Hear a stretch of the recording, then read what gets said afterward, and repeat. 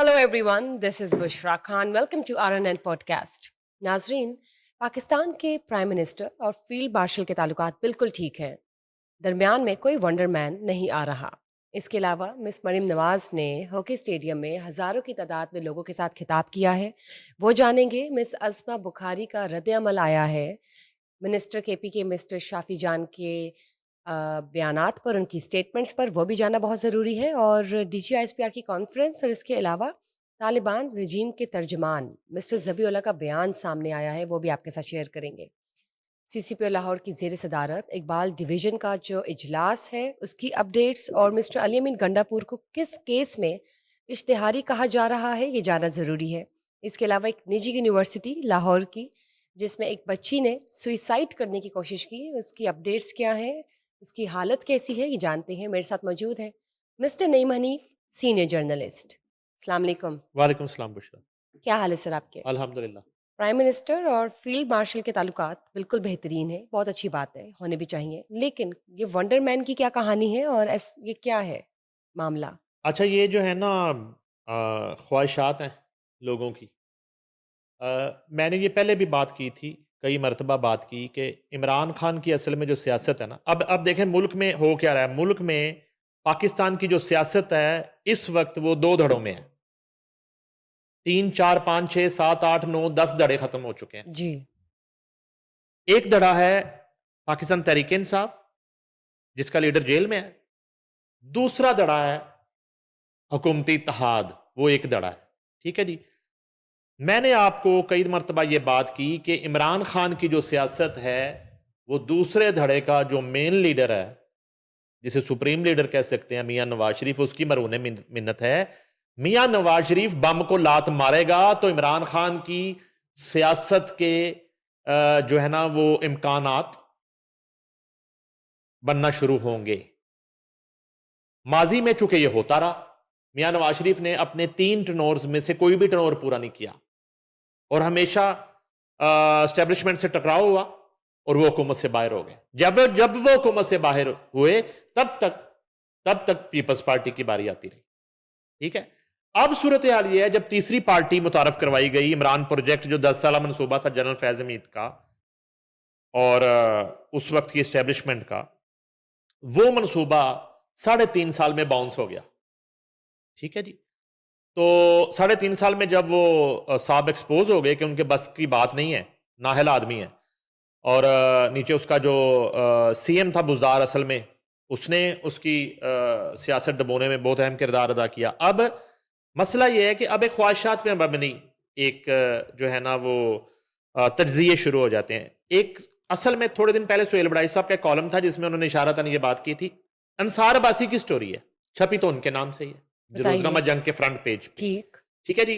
वो कहते हैं कोई वंडर बॉय नहीं आ रहा। ठीक है। वंडर वुमेन तो सुना था, वंडर बॉय भी है। वंडर बॉय पता नहीं, मैं वेमन के बारे में तो मैं आजकल बात बहुत कम करता हूं। कोई वंडर बॉय नहीं आ रहा। वजीर आजम फील्ड मार्शल ताल्लुकात परफेक्ट हैं जराए। ठीक। अच्छा, ये वही बात है जो मैं करता हूं कि नजरें जो हैं अब दूसरे धड़े की, वो सिर्फ एक ही ताल्लुक पर, एक ही रिश्ते पर है कि किसी तरह फील्ड मार्शल से वजीर आजम या उसकी पार्टी का कोई ताल्लुक जो दरार है, आए, हाँ कोई जी। ताल्लुक जो है ना वो खराब हो। ये मेरी उस बात का सबूत है जो मैं बार बार करता हूं। तो शायद फिर कोई जो है ना वो दूसरी मार्जिन तरफ आए। चांस बनना शुरू हो। अच्छा जी। वो कहते हैं जी, अंसार अब्बासी साहब फरमाते हैं, मुतलका जराए का कहना है कि वजीर आजम शहबाज शरीफ को तब्दील करने के लिए मुबैना तौर पर किसी वंडर बॉय को तलाश नहीं किया जा रहा। अच्छा, वंडर बॉय जो है ना कभी भी तलाश नहीं किए जाते। वंडर बॉय होते हैं जिनकी वजह से तब्दीली होती है, ओह। वो मौजूद होते हैं, तलाश थोड़े किए जाते हैं। ये कोई रिश्ता थोड़ी तलाश हो रहा है, समझ गए। ठीक। तो सुलझा हुआ बच्चा देखना है तो रिश्ते। आपकी नज़र में कौन हो सकता है अगर ऑलरेडी मौजूद है, एग्जिस्ट करते हैं? मेरी नजर में फिलहाल आप हैं, और मेरी सर, मैं गुजारिश आपसे वंडर इतनी वुमन है। हो सकती हूँ, वंडर बॉय नहीं। मेरी बात सुने, मेरी गुजारिश इतनी है कि आप पहले स्टोरी सुन लें। जी। वो कहती हैं जी कि वंडर बॉय को तलाश नहीं किया जा रहा।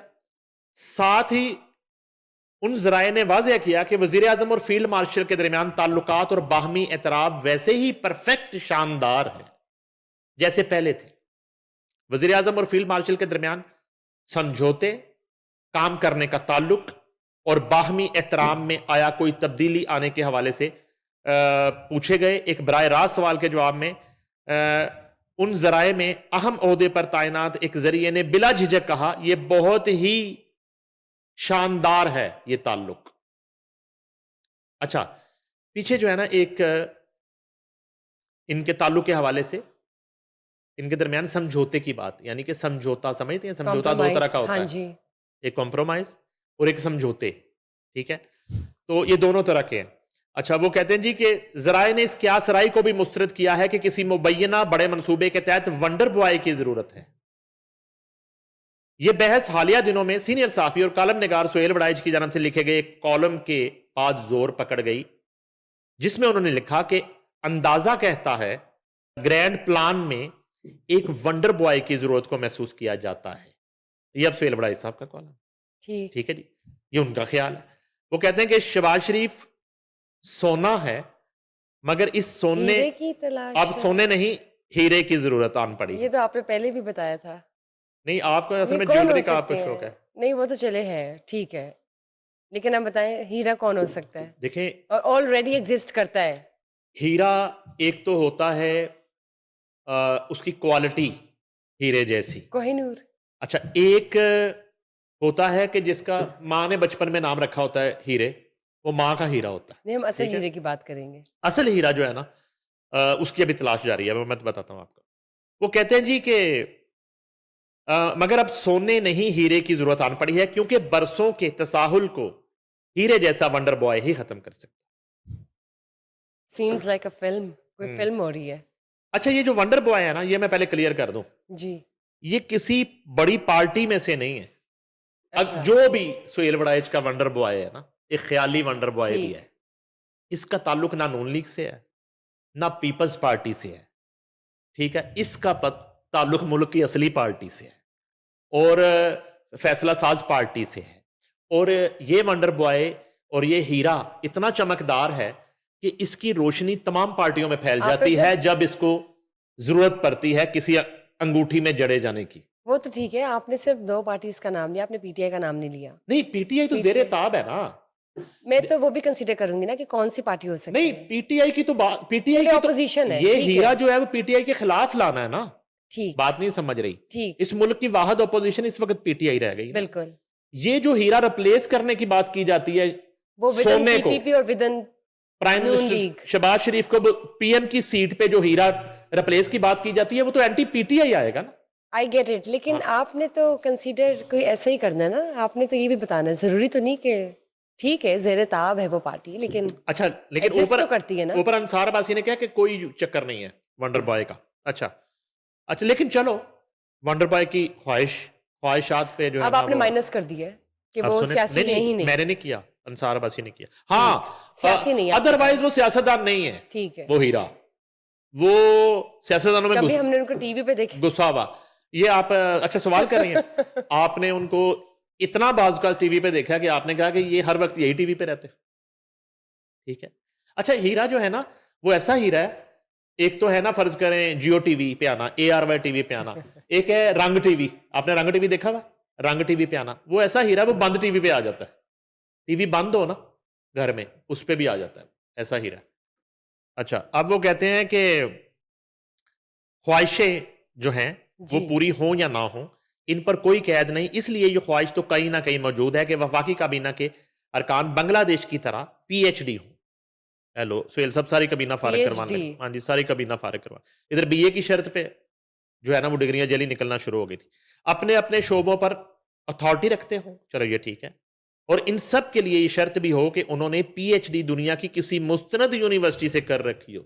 नाइस, सुहेल बड़ाई कंडीशंस आ गई जो है ना किस उस पे पहुंचे हुए। इस कालम ने मरकजी मीडिया और सोशल मीडिया प्लेटफॉर्म पर वसी बहस को जन्म दिया। कई मुबसरीन ने महसूस किया कि जंग अखबार के सीनियर कॉलम निगार ने जानबूझकर अपने दलाइल मुबहे में रखे ताकि ताकतवर हलकों के बराह रास्त रद्द अमल से बच सकें। ताहम बाखबर जराए ने ऐसी किसी भी तशरीह को सख्ती से मुस्तरद कर दिया है और वाज़ह किया है कि इन क्यास राय का कोई जवाज नहीं है और वज़ीर आज़म के ओहदे या इनके फौजी क़यादत के साथ काम करने को कमजोर करने का कोई सवाल पैदा ही नहीं होता। अब आपको जवाब मिल गया ठीक, आपकी ख्वाहिशात का? अच्छा, चलिए, एक बात, दूसरी सही। बात ये है कि सुहेल साहब ने ये कॉलम इतना ज़्यादा एक एहतियाती कॉलम इसलिए लिखा कि इससे पहले एक ब्रसेल्स वाला वो कॉलम लिख चुके थे, आपको याद होगा, 2 कंसेक्टिव, याद है आपको? बिल्कुल, ब्रसेल्स में मौजूद थे तो वहाँ से लिखा था उन्होंने। उसके बाद बल्कि डीजीआईएसपीआर ने आके उनके कॉलम को जो है वो बेबुनियाद करार दिया। बिल्कुल दुरुस्त। हमारी जब बात हुई सुहेल बड़ाई साहब से तो उन्होंने ना तरदीद की, ना तस्दीक की, बल्कि वो जो ब्रसेल्स वाले कॉलम थे उसके बाद जो पहला इंटरव्यू था उनका मैंने किया था कॉफ़ी विद आर.एन.एन में। मेरा फर्स्ट इंटरव्यू था उस हैपनिंग के बाद। अच्छा, वो तो ख़ैर मैंने उस इंटरव्यू में मुनासिब नहीं समझा इस टॉपिक पे उनसे बात करना। अलबत्ता जब इश्यू हुआ, डीजीआईएसपीआर की टॉक आई, तो मैंने उनको, वो बेल्जियम ही मौजूद थे गालिबन, तो मैंने उन्हें कॉल की थी। तो ये पूछने के लिए, तो उन्होंने कहा कि अ, जो है ना, इस पे मैं इतना कहूँगा कि कुछ चीज़ों का फ़ैसला वक़्त पर छोड़ देना चाहिए। तो वो, अब ये जो बात है, अच्छा, मैं एक बात मैं कर दूँ फिर आपको यहाँ पे। आप तमाम तर जो है वो ख़यालात को, तमाम तर ख़्वाहिशात को, तमाम तर तज्ज़ियों को आप मुस्तरद कर सकते हैं। मगर एक हकीकत जो है वो ये है कि ये तमाम तर आइडियल सूरत हाल होने के बावजूद, अपोजिशन जो है वो बिल्कुल ना होने के बावजूद, ना होने के बराबर कह सकते हैं, मुल्क में जो एक्सपेक्टेड सरमायाकारी थी दुनिया भर से, वो जो है वो फुकदान तो है। जो हम एक्सपेक्ट कर रहे थे कि ये तमाम तर जो एक साजगार सूरत हाल के बाद और एक पुरअमन माहौल देने के बाद दुनिया से इन्वेस्टमेंट यहाँ पे आएगी, ये राइट, एक मैं गुस्ताखी कर रहा हूँ, उसका फुकदान तो है। तो ये तो आप एक आम घर से किसी इदारे, किसी इवन मीडिया हाउस, एक किसी इदारे से आप किसी इंडस्ट्री से किसी हुकूमत की बात करें, तो बच्चा आपको वही अच्छा लगता है जो कमा के लाता है। वेला बैठ के खाने वाला जो है ना, उससे तो आप हफ्ते में तंग आ जाते हैं। ये तो मैं आपको एक सादा मिसाल दे रहा हूँ, एक आम घर की बात कर रहा हूँ अपने माशरे में। तो यहाँ ये मौजूदा जो हुकूमत है, उनके हवाले से ये वाला जो एक मामला है, ये थोड़ा-सा है कि इनकी परफ़ॉर्मेंस इस हवाले से कि मुल्क की इकॉनमी बेहतर हो, और वो एक ही सूरत में है जब गैर मुल्की सरमायाकारी आए। जो कर्ज़ों का बोझ है हमारे ऊपर वो ख़त्म हो, और ख़त्म नहीं होता फ़ौरी तो कम हो, और एक जो खुशहाली है वो एक आम आदमी तक, आम शहरी तक पहुँचे। ठीक है? आपने सिक्योर बना लिया, पुरअमन बना लिया, आपने टेररिज़्म ख़त्म कर दी, आपने गुंडा कल्चर ख़त्म कर दिया, आपने ड्रग फ्री सूबे बना दिए, मगर इससे किसी का पेट तो नहीं भरेगा। उसके लिए तो पेट्रोल सस्ता, उसके लिए अशियाए खुर्दो-नोश के रेट में कमी, उसके लिए जो बुनियादी जो सहूलियात हैं, हेल्थ की सहूलत है, एजुकेशन की सहूलत है, जो है एक बरवक़्त इंसाफ की सहूलत है, ये सब जब तक इसकी फ़राहमी यकीनी नहीं बनती, तब तक जो है ना, ये पुरअमन फ़ज़ा भी जो है वो उसमें साँस लेना थोड़ा मुश्किल हो जाता है। एक डेली वेजर के लिए, एक आम आदमी के लिए, एक मज़दूर के लिए। तो ये इश्यूज़ तो हैं। इसमें कम से कम ये नहीं कह सकते कि मौजूदा जो सोने और हीरे हैं, वो कोई अ, उससे उनसे बहुत ज़्यादा सैटिस्फाइड है, मुक़तदरा, बकौल सुहेल वड़ाइच। ये जो वर्ड मैंने उनका यूज़ किया है। सर ये भी बताइए डीजीआईएसपीआर की कॉन्फ्रेंस और जिसमें तालिबान रजीम के तर्जमान मिस्टर ज़बीउल्लाह का बयान आया है, वो बताएं। यार, मैं तो आज मजबूर हो गया हूँ डीजीआईएसपीआर को ना वेल डन कहने के लिए। वेल डन डीजीआईएसपीआर, सैल्यूट है आपको। वो हमें बड़ी जो है ना वो एक तवील प्रेस कॉन्फ्रेंस लग रही थी, क्योंकि हम बेसिकली तो रिपोर्टर है ना, तो हमने नोट्स लेने होते हैं, राइट। बैठ के हम लिखते रहते हैं, कवर करने जब जाते हैं, फिर कोई पॉइंट मिस ना हो जाए। बड़े बड़े लंबे सेमिनार्स हमने कवर किए, और उनमें बड़े सेमिनार जो करने पड़ते थे, जिसमें एक लाइन भी, वो मीर शकीलुर रहमान साहब के वालिद मीर खलीलुर रहमान साहब के जो सेमिनार्स होते थे सोसाइटी के, तो वो हमें 50-50 सफ़े लिखने पड़ते थे। मगर वो जो एक तवील प्रेस कॉन्फ्रेंस थी, वो तो टारगेट पे लगी है, जिसको पंजाबी में कहते हैं ना, वो ऐसी जगह वजी है जाके इंडिया में और अफगानिस्तान में कि आप तसव्वुर भी नहीं कर सकते। मैंने वो मिस कर दिया लाइव उनकी प्रेस कॉन्फ्रेंस, मगर मैं वो रात भर देखता रहा कि जब उन्होंने ये कहा, एक इंडियन टीवी को और एंकर को मुखातब करके, कि वो एंकर कह रहा था कि अब जब हम हमला करेंगे पाकिस्तान पे तो अफगानिस्तान के साथ आएंगे, तो उन्होंने कहा ठीक है, दोनों ही आ जाओ तुम लोग ना। वो जिस अंदाज में उन्होंने कहा कि दोनों ही आ जाएं, इंडिया और अफगानिस्तान इकट्ठे, और तुम जरूर आना बेटा साथ। उस एंकर को दावत दी कि तुम जरा जरूर आना साथ, ताकि तुम अपनी आंखों से देख लो कि इनका हाल क्या होता है। अच्छा, उस पे ये हुआ, उन्होंने फिर अफगानिस्तान का बार बार जिक्र किया। अच्छा, असल में अफगानिस्तान का जो वो जिक्र बार बार करते रहे प्रेस कॉन्फ्रेंस में, वो कर रहे थे अफगान तालिबान का जिक्र कर रहे थे। किन तालिबान का? फितनतुल ख्वारिज का जिक्र करते थे, जो दहशतगर्दी करते हैं, जो धमाके करवाते हैं, जो इंसानी जानों से खेलते हैं, ये उनका जिक्र कर रहे थे। उस पे इनके जो एक सो कॉल्ड तर्जुमान है, ज़बीउल्लाह, मुजाहिद उसका नाम है, तो वो उसके ही कहा गया जी, उल्टा चोर कोतवाल को डांटे।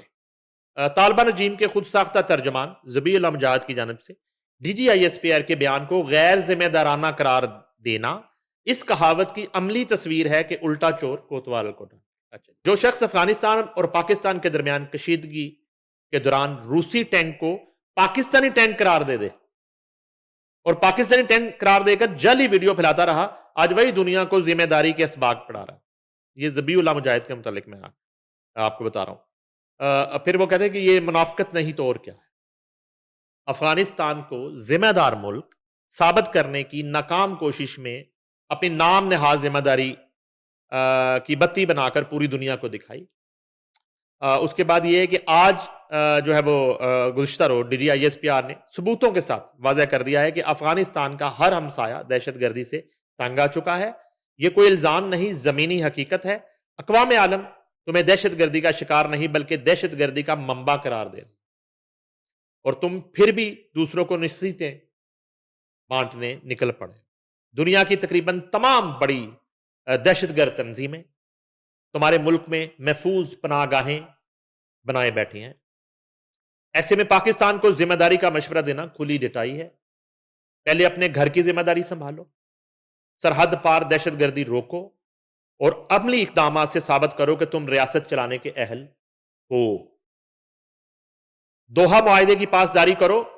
वादों की खिलाफ वर्जी और दोगली पॉलिसियों का अंजाम हमेशा बुरा होता है। याद रखो, अगर यही रवश रही तो वो अबूरी इक्तदार जिस पर तुम इतराते फिरते हो छीन भी सकता है।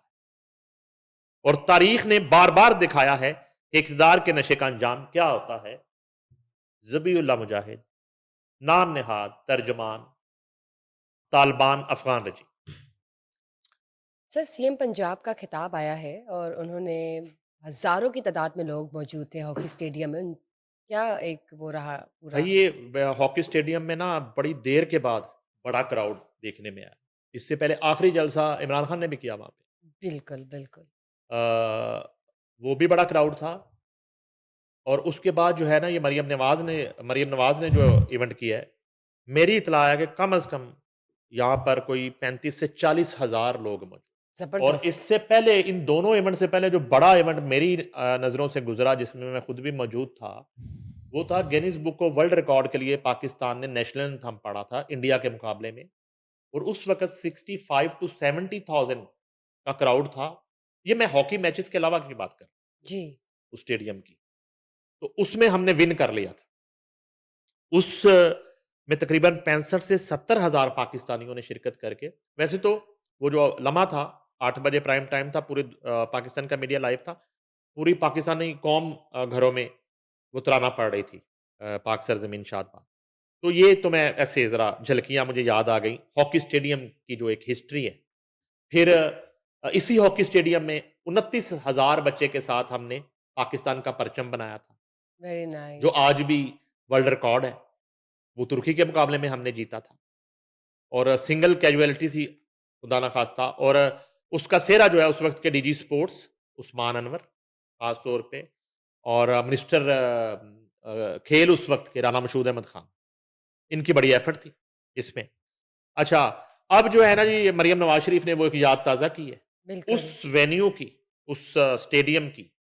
और ये एशिया का बेस्ट हॉकी स्टेडियम है, नेशनल हॉकी स्टेडियम लाहौर जो है। अच्छा जी, उसमें ये है कि जी फरमाती हैं कि पंजाब रिएक्शन नहीं बल्कि प्रोएक्टिव गवर्नेंस पर यकीन रखता है मरियम नवाज शरीफ। माएँ, बहनें, बेटियां मैदान अमल में निकल आएँ तो पंजाब को कोई नहीं हरा सकता। 55,000 कम्युनिटी हेल्थ इंस्पेक्टर्स निकलेंगी तो पंजाब से बीमारियां भाग जाएंगी।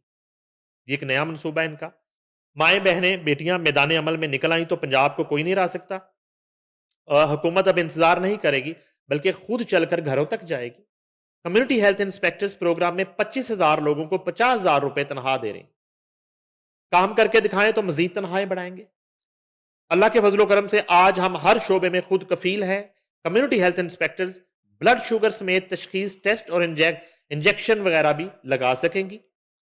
वज़ीर आला Punjab, community health inspectors project के जरिए हर घर का हेल्थ प्रोफाइल तैयार होगा, बीमारियों का अंदाजा होगा, डिजिटल टेप में पूरा रिकॉर्ड रखा जाएगा। हुकूमत के पास किसी को ना आना पड़े, हुकूमत खुद चल कर आए।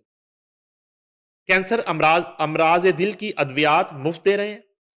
सरगोदा, साहिवाल और मरी में कार्डियोलॉजी इंस्टीट्यूट बना दिए हैं। जेल में भी कैथ लैब बन चुकी हैं। कम्युनिटी हेल्थ इंस्पेक्टर्स को कहना चाहती हूं कि यह नौकरी नहीं, मिशन है। वज़ीर मरियम नवाज शरीफ ने community health inspectors project launching तकरीब से खिताब किया और उन्होंने कहा कि पंजाब रिएक्शन नहीं बल्कि प्रोएक्टिव गवर्नेंस पर यकीन रखता है।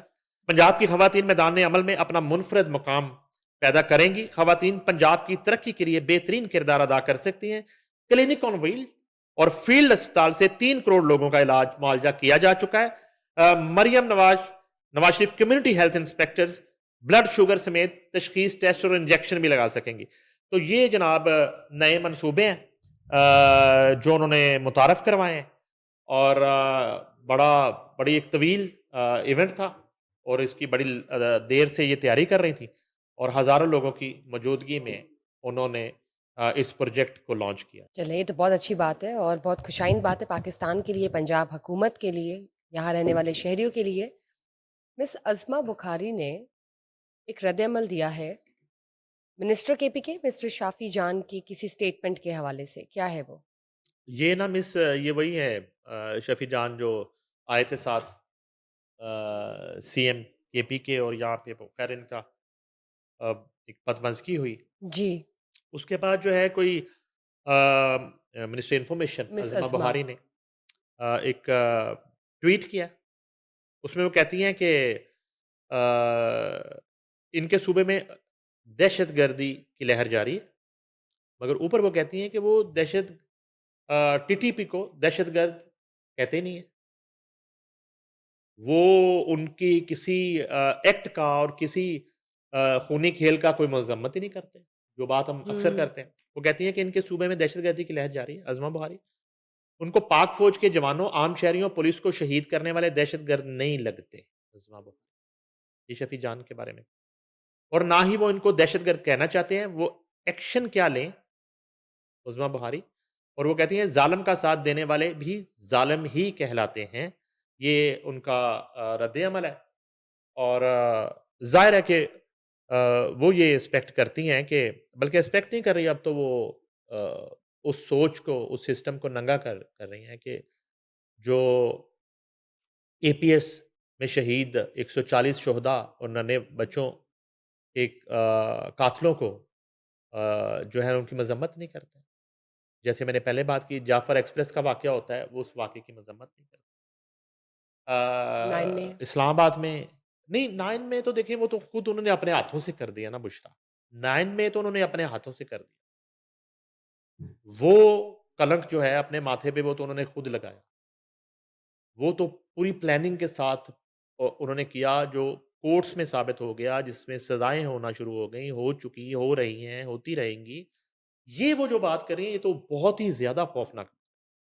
ये वो है जो एक बैरूनी दुश्मन जो है, हम्म जिसके पीछे अब इंडिया का और रा का साबित हो रहा है तमाम तर गठजोड़, उसके बारे में ये बात कर रहे हैं कि वो जो अ, दहशतगर्द हैं, उनकी भी आप मजम्मत नहीं करते। आपको वो कातिल, वो दहशतगर्द, वो खुदकुश हमलावर, वो तालिबान, आपको वो दहशतगर्द लगते ही नहीं, आपको बुरे नहीं लगते और आप उनकी एक मजम्मत तक ही नहीं करते। और ये शफी जान की पॉलिसी नहीं है, ये पॉलिसी है इमरान खान की पॉलिसी। ये उनके इक़्तिदार में भी उनके ऑपोज़िशन में होते हुए भी, ये उनके इक़्तिदार में आने से पहले भी, ये पाकिस्तान तहरीक-ए-इंसाफ की पॉलिसी है जिसको शफी जान फ़ॉलो कर रहे हैं, जिसको वज़ीर आला केपीके और उनकी काबीना जो है और उनकी तमाम तर लीडरशिप जो है वो फ़ॉलो कर रही सर, मिस्टर अली अमीन गंडापुर, उनको किस केस में इश्तिहारी कहा जा रहा है? है। ये मिस उन पे ना वो एक शराब का केस था और उनसे कुछ शराब पकड़ी गई थी और एफआईआर हुई थी और उस केस में जो है वो अदालत के बारहा बुलाने के बावजूद नहीं आए वो। अब उन्हें जो है वो पहले उन्हें ज़मानत कैंसल हुई, ठीक। अब उन्हें इश्तिहारी करार दे दिया गया। अच्छा ये बड़ी मज़े की आपको एक कहानी सुनाता हूँ। ये वज़ीर आला केपी के, पीटीआई के, इन पे भी शराब का केस हो जाता है और वज़ीर आला पंजाब उस्मान बुज़दार है, उन पे भी शराब का केस हो जाता है। ये कैसा कमाल? दोनों पे शराब। मतलब आप कह रहे हैं कि उनके टेन्योर में जो भी नहीं, या उनकी नहीं। जमात से जो भाई उनके ये तो अब ये तमाम हीरे जो हैं पीटीआई के, हाँ, है तो उधर के ये ही ना? ये हीरे तो उन्हीं को मुबारक ना, जी, जी। शराबी हीरे। अब ये ओह! है कि उस्मान बुज़दार के साथ क्या वाक़या होता है कि लाहौर में एक निजी होटल है। जी। उस्मान बुज़दार उस होटल के जो है ना उस होटल को जिसको आप कहते हैं कि गैर कानूनी तौर पर शराब का लाइसेंस जारी करवा देते हैं, महकमा एक्साइज़ से और वो शराब की फ़रोख्त शुरू कर देते हैं। ठीक। एक जो लोकल यहाँ पे ब्रांड है जिसका परमिट अलाउ होता है, लाइसेंस बनता है और जो अक़लीतों के लिए उसका परमिट जारी किया जाता है। तो वो जो है वो काम बारीकी से उस्मान बुज़दार पैसे लेके कर देता है, मासूमियत में। खुद हालाँकि उस्मान बुज़दार चाहे शराबनोशी ना करता हो, अलबत्ता वरना उसके स्विमिंग पूल में शाम 5 बजे वो स्विमिंग करने ज़रूर जाता है। अब ये case at A time PTI के वज़ीर आला पंजाब पे भी शराब का केस हो जाता है, हुँ। ठीक है? और उसके लिए उनको तलब कर लिया जाता है नैब में और उस वक़्त के डीजी एक्साइज़ समथिंग मैं नाम भूल गया हूँ, उनको अरेस्ट कर लिया जाता है, ठीक है जी? सेक्रेटरी को जो है वो उस पे केस कर दिया जाता है, उस्मान बुज़दार पे केस हो जाता है और उसी वक़्त जो है उनके जो केपीके का वज़ीर आला है, उसके कुछ अरसे के बाद उस पे शराब नोशी का और उससे शराब की बोतलें पकड़ी जाती, उस पे भी केस हो जाता है। तो ये जो एक अल्कोहलिक मेडल है, ये भी दोनों को जो है ना वो दोनों वज़राए आला के हिस्से में आया। ठीक है जी? तमगाए शराब दोनों के हिस्से में हुँ। आया। पीटीआई के चैंपियन वसीम अकरम प्लस उस्मान बुज़दार और अली-मीन गंडापुर। अब ये हुआ है हालिया जो आपने मुझसे पूछा है, उस केस में अली-मीन गंडापुर जो है ना वो जो है ना पहले तो वो सीएम थे और ज़ाहिर है कि वो बदमाशी थी उनकी और वो नहीं पेश होते। अब मुझे लग रहा है इश्तिहारी वो हो गए हैं, उनको सुहेल अफरीदी ने गिरफ्तार करवा देना चुप करके। एपीके में ही छुपना है ना। तो जिस तरीके से उन्हें जो है वो हटाया गया और उनसे जिस मैं कहता हूँ कि इक़्तिदार की कुर्सी रातों-रात छीन ली गई और सुहेल अफरीदी को उस पे बैठा दिया गया। तो शायद ये कुछ केसेज़ ही हैं जिनकी वजह से अली-मीन गंडापुर ने अभी तक पीटीआई छोड़ी नहीं। अदरवाइज़ जो मेरे पास इत्तला है, अली-मीन गंडापुर मुस्तकबिल में अपनी सियासत पीटीआई के साथ कंटिन्यू नहीं करेंगे। यानी कि चलें ऐसे कर लेते हैं कि अगला इलेक्शन शायद वो पीटीआई की टिकट पे ना लड़े। ठीक। नून लीग की टिकट पे लड़े, हो सकता है। ट्विस्ट आ सकते हैं यानी एएनपी की कि। टिकट पे लड़े, जेयूआईएफ की टिकट पे लड़े, पीपल्स ठीक। पार्टी की टिकट पे लड़े या हर हाल में जीतने वाली टिकट पे लड़ जाए। मतलब ये हो सकता आज़ाद है। हैसियत में, ये जो आपने कहा ये हो सकता है, ये भी हो सकता है इंडिपेंडेंट। कि ये उनको प्यारे हो जाएँ, जीतने वाली सही, पार्टी को सही। प्यारी हो जाए। जीतो पाकिस्तान पार्टी, ओह ठीक है? नाइस! तो अब ये है कि फिलहाल तो उन पे उन्हें इश्तिहारी करार दे दिया गया। अच्छा, इश्तिहारी, अब चाहे वो छोटे केस में हो बड़े में, इश्तिहारी तो इश्तिहारी होता है। इश्तिहारी का मतलब है कि अब वो मतलूब है, केपी, वांटेड है। एग्जैक्टली, और उसको गिरफ्तार करके अदालत में पेश करना। ठीक है। ठीक है जी। तो बहरहाल मैं आपको याद दिला रहा था कि तमगा शराब जो है वो उस्मान बुज़दार और अली अमीन गंडापुर दोनों के। अलबत्ता ये वाकया एक किस में हुआ था, शहद की बोतल वाला, वो सिंध में हुआ था, शर्जील नाम मेमन के साथ गालिबन। इस तरह का एक वाकया उधर भी हुआ था। अच्छा, वो मैं थोड़ा मिक्स कर रहा हूँ। नहीं, उनके साथ शायद लंदन में बदतमीज़ी हुई जब वो उसे बार से बाहर निकले थे। लेकिन इस तरह का मामला हुआ था जिसमें शायद साकिब निसार उसके चीफ जस्टिस थे, जो एसएचओ की तरह रेडें कर रहे थे हर जगह पे। एक रेड किया था उन्होंने, उसमें शराब की बोतल निकली, तो वो जो है ना, कहा गया कि ये शहद की बोतलें हैं, या शायद इन्हीं के बारे में था, अमीन गंडापुर के। अलबत्ता तो ये जनाब उनको इश्तिहारी करार दे दिया। चलिए ठीक है, देखते हैं क्या ट्विस्ट आता है स्टोरी में। तमगाई शराब। ठीक। सर मुझे ये बताइए, सीसीपीओ लाहौर की ज़ेर सदारत एक इजलास हुआ है इकबाल टाउन डिवीज़न का, उसमें क्या अहम जो पॉइंट्स हैं वो डिस्कस हुए हैं? ये जी वो जो रूटीन के इजलास करते हैं, इजलास में दोनों डिवीजन, 2 डिवीजन का हुआ है ये, सॉरी, इकबाल टाउन और सदर डिवीजन का ठीक। इजलास हुआ है। इजलास में दोनों डिवीजन्स की जो कारकर्दगी और पेशा वराना अमूर का तफसीली जायजा लिया गया। करप्शन फ्री सोसाइटी का क्याम वज़ीर आला पंजाब का टारगेट, सीसीपीओ लाहौर। वज़ीर आला ने करप्शन फ्री सोसाइटी के टारगेट के हसूल के लिए दिन रात कोशा हैं। बिलासरी कमियाना पुलिस को करप्शन से पाक करने के लिए ज़ीरो टॉलरेंस पॉलिसी पर अमल पैरा है, सीसीपीओ लाहौर। करप्शन किसी सतह पर बर्दाश्त नहीं की जाएगी, लालसी कमियाना। कोई पुलिस अफसर या अहलकार करप्शन में मुलवस पाया गया तो सख्त एक्शन होगा, सीसीपीओ लाहौर। थानों को हकीकी मानों में मजलूमों की दाद रसी का मरकज बनाएंगे, सीसीपीओ लाहौर। थानों में तैनात अमला साइलिन से शाइस्तगी से पेश आए, सीसीपीओ की हदायत। दाद रसी के लिए आने वालों की सुनवाई ना करने वाले पुलिस मुलाजमीन की महकमे में कोई जगह नहीं है, वार्निंग बिलासरी कमियाना की। इजलास में DIG admin Imran Kishwar, DIG investigation Zeeshan Raza, DIG operation Faisal Kamran, SSP investigation Mohammad Naveed और एसएसपी ऑपरेशन तुकीर मोहम्मद नईम की इजलास में शिरकत। इकबाल टाउन सब डिवीजन के एसपीज, एएसपीज, सर्कल अफसरान, एसएचओज और इंचार्ज इन्वेस्टिगेशन की भी शिरकत। बराह रास्त सीसीपीओ ने जनाब वो पूरा वार्न कर दिया और कारकर्दगी की रिपोर्ट जायज़ा लिया है, और जो है हिकमत अमली पर उन्होंने कहा कि वो ज़ीरो टॉलरेंस है, उस पर अमल दरामद जो है बिल फोर वो बहुत ज़रूरी और सर निजी यूनिवर्सिटी जिसके एक स्टूडेंट ने सुसाइड करने की कोशिश की, उसकी अपडेट्स। है। आपने कभी नोट किया कि हम निजी का वर्ड क्यों यूज़ करते हैं? प्रिवियसली क्यों? इसलिए कि हाँ जी। एक इदारे की साख तो है ना, राइट, कोई भी रेप्यूट इदारा खराब है, ना हो। वो एक चाहे वो तालीम बेच रहा है, तालीम फ़रोश इदारा ही क्यों ना हो, मगर बना तो वो मेमार ही रहा है ना कौम की। तो मैं तालीम फ़रोशी का वर्ड इसलिए यूज़ कर रहा हूँ कि मुझे इत्तला मिली 1-2 दिन पहले, मैंने उस पे भी काम करना है कि शायद प्राइवेट जो इंस्टीट्यूट है वहाँ से स्कॉलरशिप ख़त्म कर दी, जो कि बहुत बड़ा ज़ुल्म है, जबर हुँ। है, ठीक है? और दूसरा पहलू मेरे ज़हन में ये था कि ये जितने चैंपियन हैं तालीम फ़रोश, इनकी अगर आप असासे चेक करें, पिछले 20 साल पहले इनकी हालत क्या थी और आज क्या थी? राइट। स्कूटर से ये जो है ना महलों में कैसे पहुँचे? इस पे भी थोड़ा काम अगर इदारे कर लें, क्योंकि आजकल